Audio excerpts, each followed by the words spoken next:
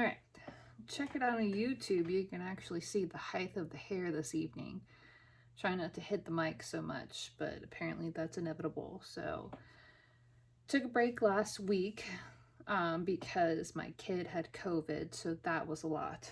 So, yeah, thankfully, I was able to keep the rest of everybody else out of the house or away from her. And so it was Kylie, the oldest, and she got COVID and strep,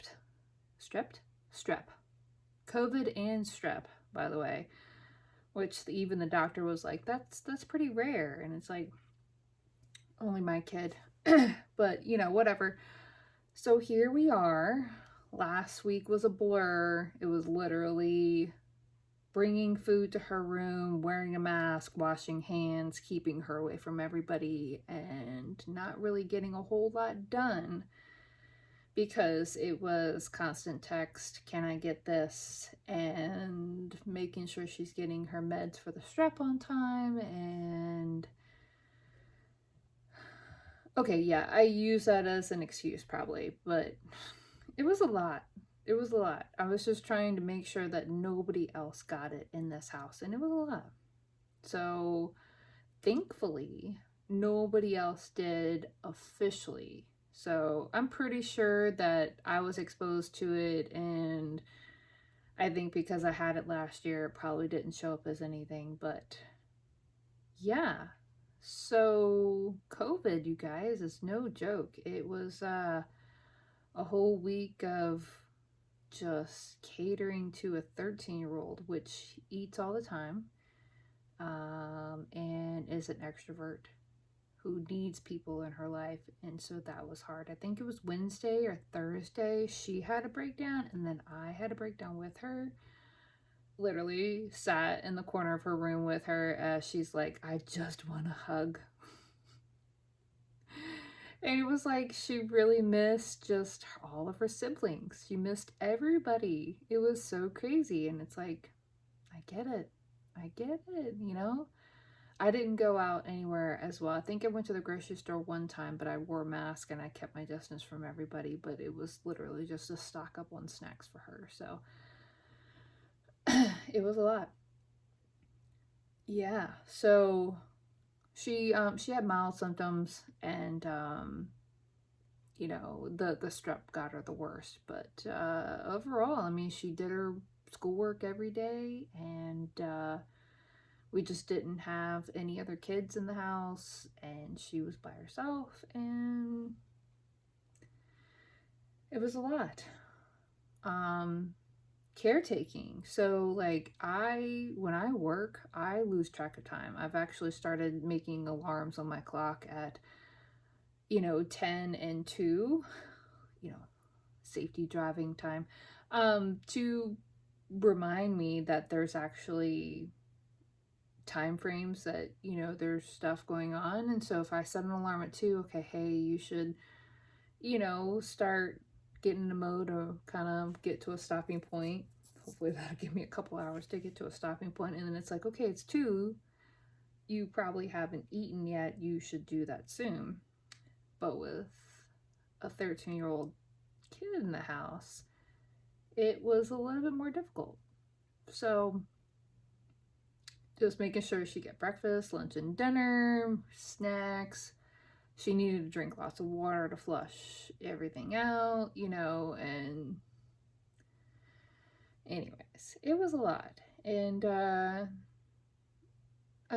had a hard time with it last week, but I think it really brought in the retrospect of I have a job where I can take this time to where I can just kind of not and focus on what's important at that moment. And I was really blessed last week. Honestly, as much as I actually did have breakdowns, but I did have a breakthrough of this is good for my family, and I'm thankful that I don't have to actually go into an office every day, and I don't have to be responsible. I can kind of just now, if this would have happened in July, it might be a different story, but it was kind of something that we had been talking about for 2 years. Like what if somebody got sick and how do we handle that? So it was last Monday. Um, it was actually before that. Kylie wasn't feeling so hot on Thursday night, and Friday she didn't go to school. And so I picked her up. I sent her upstairs because my sister and my littlest nephew was coming over, and so I wanted to keep her away from that. And then she went back to her dad's house that weekend, so nobody was really exposed here. And then Monday, I get a text, and it was like a group text between me, her dad, and then her stepmom, and it was like, hey, I'm not feeling well, and I'm gonna need somebody to maybe come and get me. And it was like, okay, are you in the nurse's office? And she was like, no, I was just making sure somebody was available before I even go down there. So, but after she went to the nurse's office, the nurse was like, okay, your symptoms are congruent with what we're seeing, stomach ache, headache, sore throat. So it's like, you're kind of congruent. We're gonna need you to get with a doctor, and we need you to have a negative test before you come back. And so we scheduled, thankfully we were able to get in that afternoon with her pediatrician, got her tested for COVID, strep, the flu, all the things. And she came back positive with COVID and strep.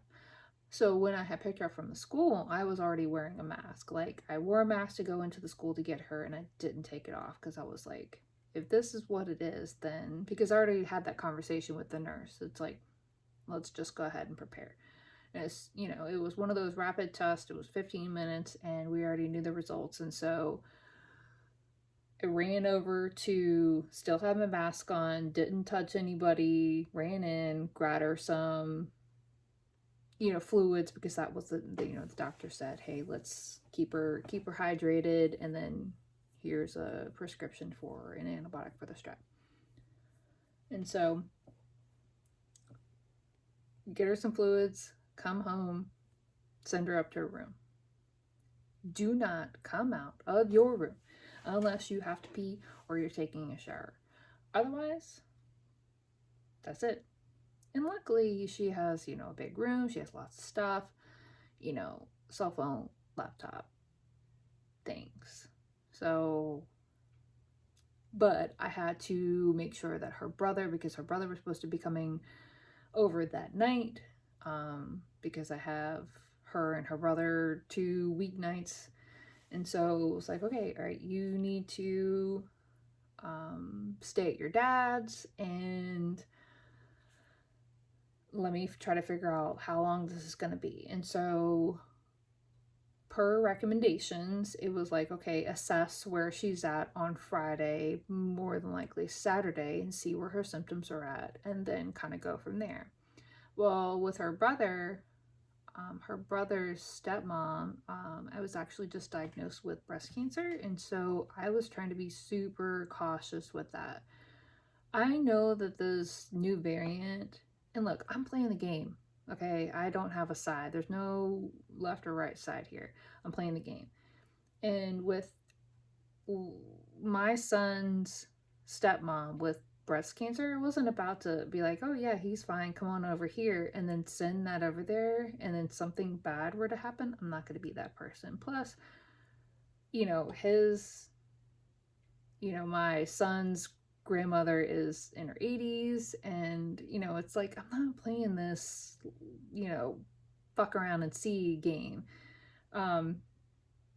So anyway, so I had arranged with Liam to stay with his dad the whole week and kind of assess where things are Thursday, Friday, and then see if something might be better by by the weekend. And because the coming up weekend was supposed to be our weekend to have all the kids. Well, I mean, she never had really a fever. Her cough was kind of there, and I just didn't feel comfortable. I'd rather, just keep it a few more days and just kind of switch up weekends. So anyway, so we switched up weekends with all the kids, and so we didn't have the kids that weekend, but we just had Kylie. Oh my gosh. Okay, so she was able to get out of quarantine on Saturday. So we just had Kylie the whole weekend, which was so crazy.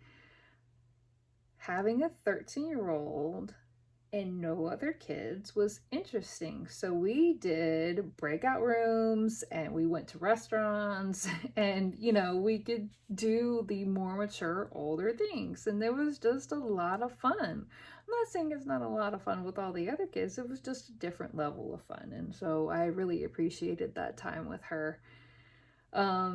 Breakout rooms with a 13-year-old is definitely different. Her anxiety level is way different than the rest of the kids. So, we did one with her and my son. My son's in the corner in the fetal position, like freaking out.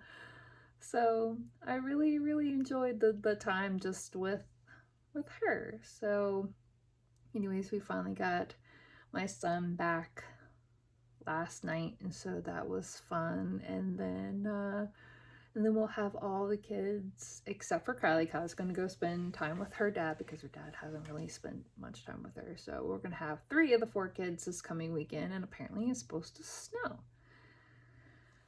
So we will head up to my in-laws, Ryan's mom's house, to go sledding. They have a big hill up there, so we'll go spend time with them. So, but anyways, I mean, it was just an eye-opener this past week. As far as it was hard, but just really, really thankful. And so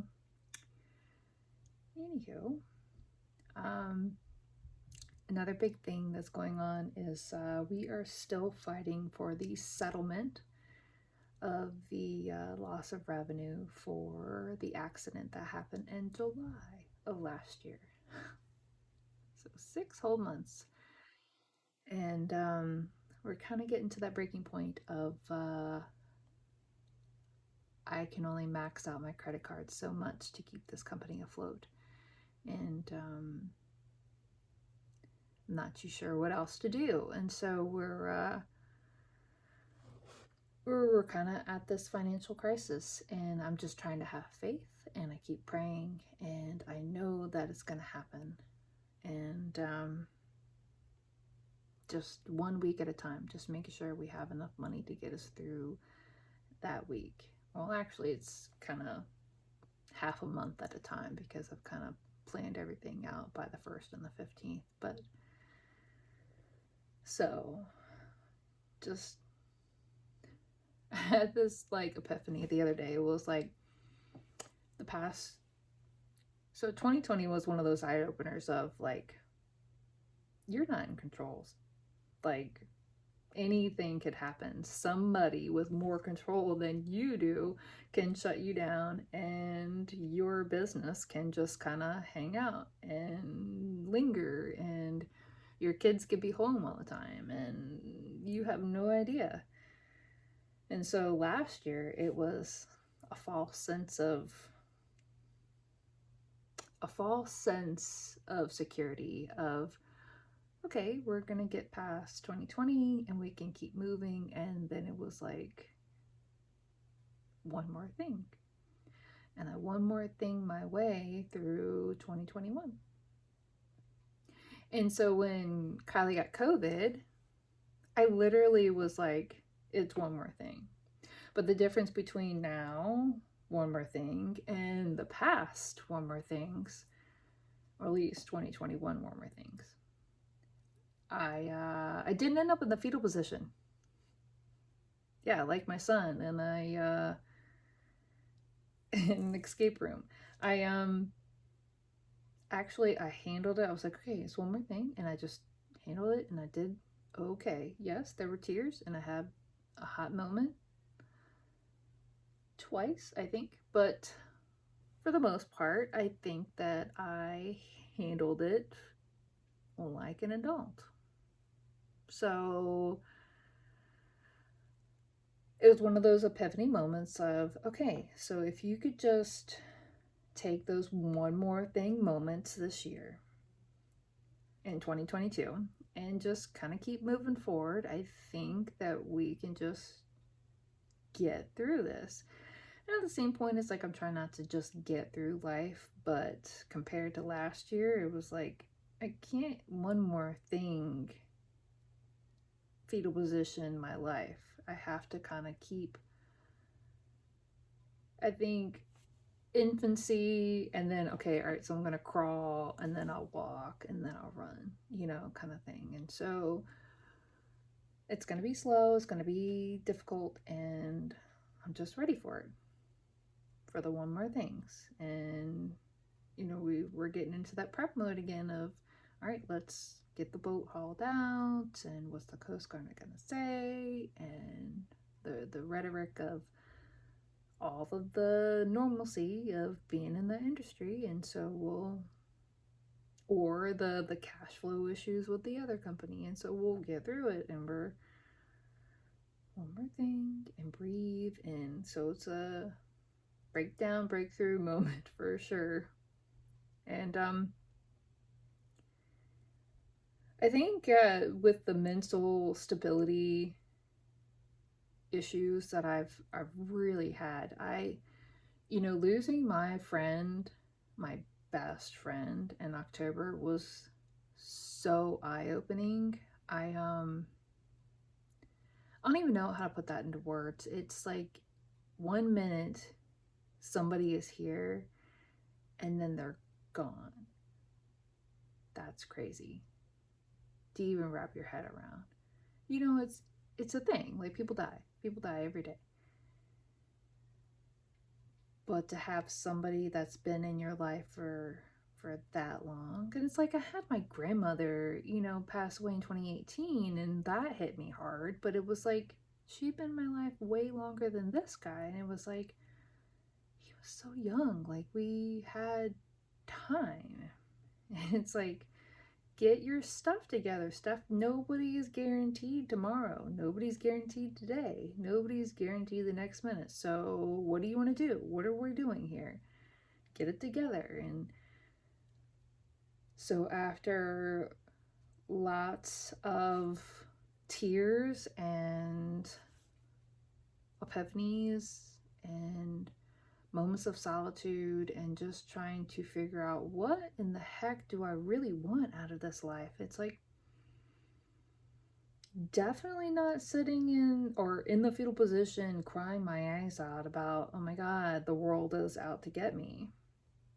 I don't want to be that person.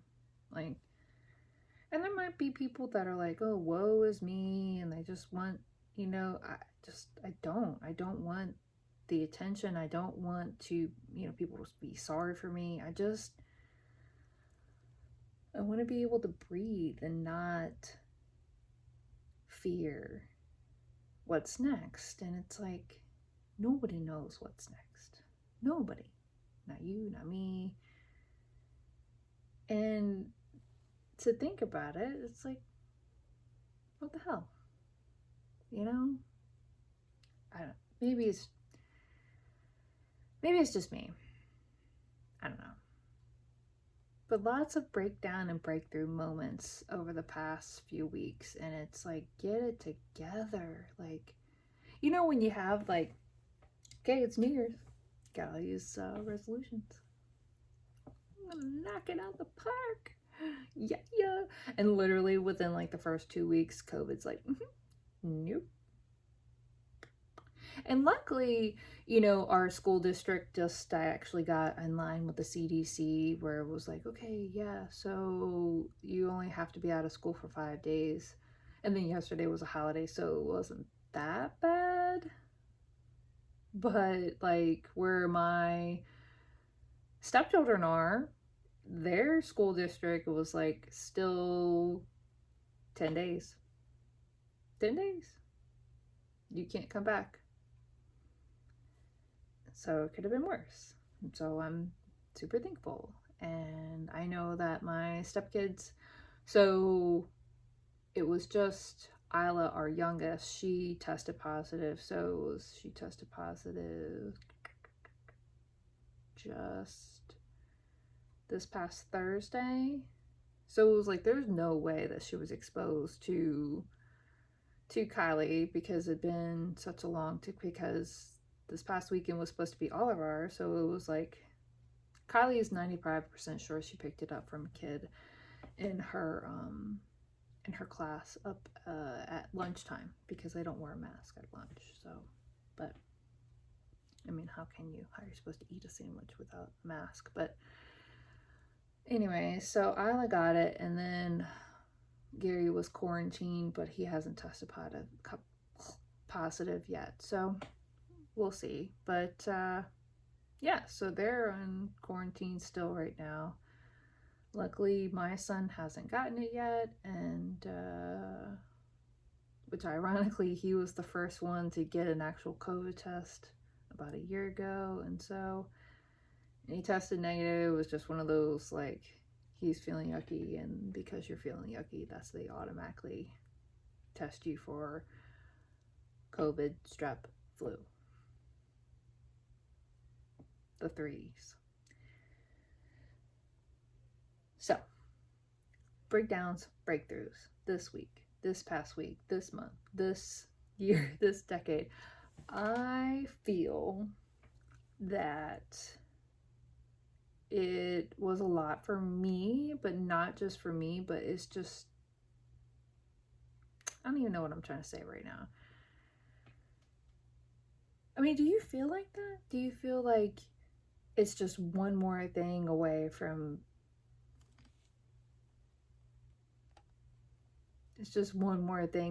being in a mental breakdown status where you're just fetal position?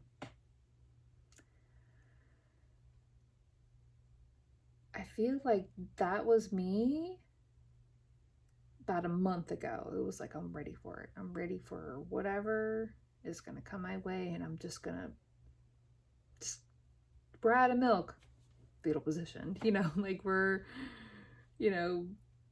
school is out because there's no internet, fetal position. Like I can name numerous things where it was like, okay, I'm close to a breakdown.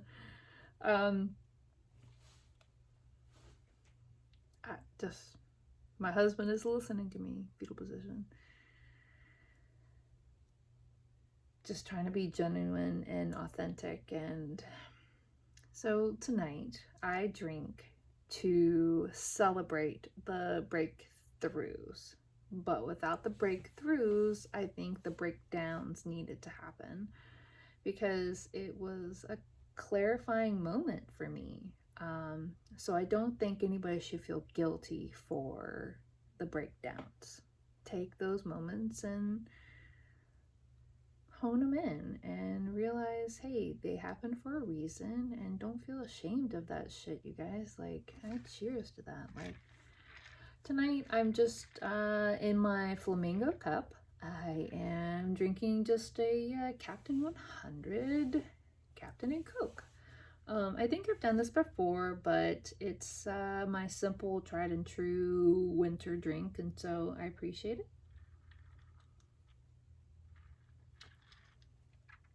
But yeah, man, I feel like the whole world is on the verge of a mental breakdown. But I think if we realize that everybody's there, it's going to be okay, because you have solidarity, and I'm just putting that out there. Like, you're not alone.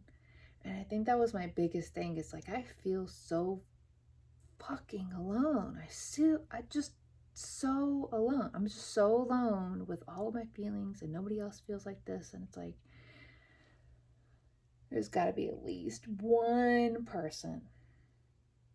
It's gonna be the homie in the back, the one dude in the back. His name is Bob. Bob in the back. He knows what's up, and me and him are homies now, and he gets it. So for all of you people that are faking it till you make it, it's okay. Break down and then break through.